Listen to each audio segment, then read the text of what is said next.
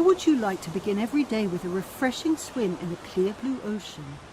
Or live in a different city every few months? For more than 10 million digital nomads travelling around the world at any one time, that dream is their reality. Rio de Janeiro has become a top destination for professionals worldwide who want to rethink their work-life balance. A recent Club Med survey of the best cities for nomads ranked Rio 14th in the world and number 1 in South America. With an abundance of options for leisure time, great nightlife and high quality of living, the city has a heady mix of nature, culture and fun. And Rio Tour, the city's tourism board, has launched a campaign to make Rio the digital nomads paradise of South America. Daniela Maia, Rio's tourism secretary, will tell us more. A cidade do Rio de Janeiro percebeu que ela é perfeita para o que o nômade digital procura.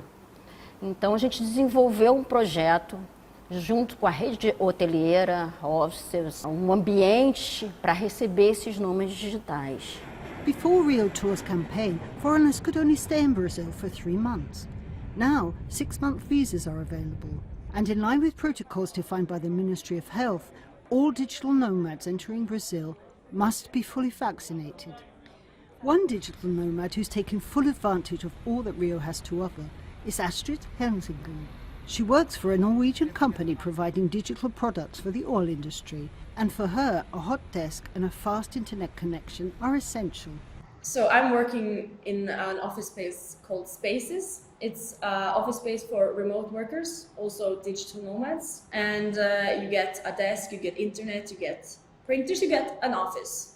Astrid had long wanted to return to Rio after holidaying here a few years ago.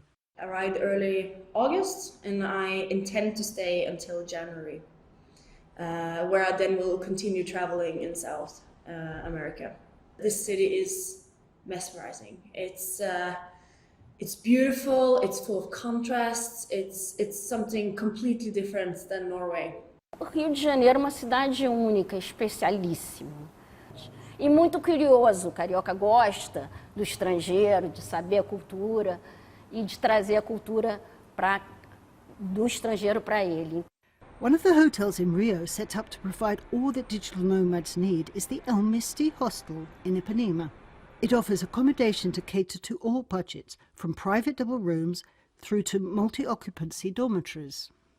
Muriel arrived in Rio 2 weeks ago after a 3-month stint in Colombia, and she's made her temporary home in the El Misti while working remotely in marketing.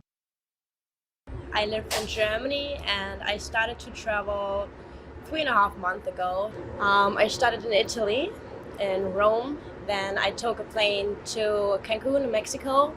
I stayed in Mexico for 2 months. The city is giving her a life-work balance that simply doesn't exist in Germany. It's pretty cool if you are able to work and travel and mix it up, because you can literally sit with your laptop on the ocean, do your work and have the best view of all the time, all in one.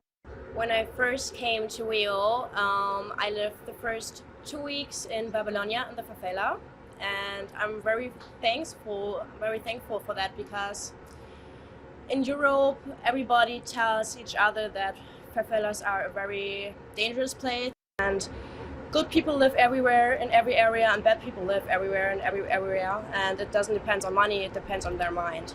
Astrid's work-life balance is rounded out by surfing and hiking. One of my favorite hikes here are the Dois Irmãos, the two brothers, as it is in English. It starts by going up Vidigal, where I would take the motor taxis up, sitting on a stranger's back, holding on for their life until you get to the top. And there's when the trail actually begins. There's a lot of monkeys there. They are beautiful. I love them. And you walk, and suddenly there's this amazing view over Rocinha, one of the biggest favela in Brazil, actually. So this is what I'm talking about. Wow. So this is a very rich area of the city. Whilst you have over here, you have a very poor area. This is one of the poorest communities in Rio. Right. Also called a favela. And this is Rocinha, which is just so close to where the rich people live, the upper class. But do you know how many people live here? I've heard numbers, pretty big ones. I think around 80,000. Yeah, that's right. That's right. Yeah. And do you see how closely crammed everything is in there? So tight. I mean, it's incredible. And also, there's a real hierarchy within the favela. Yeah. So the richer you are, or the less poor you are, the higher up you live. Really? Yeah, and the people who live at the bottom are at the bottom of yet another social ladder, unfortunately. And there are 22 boroughs, 22 different neighborhoods in this favela. Within Virginia. Yeah, 22 distinct neighborhoods.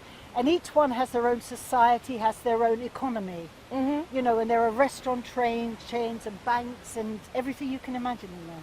I even heard there's a TV channel in Virginia. There is a TV channel, yeah, there is a TV channel. It's amazing. Yeah. And that's our city, full of contrasts, beauty and passions. This is Karen Moy in Rio de Janeiro.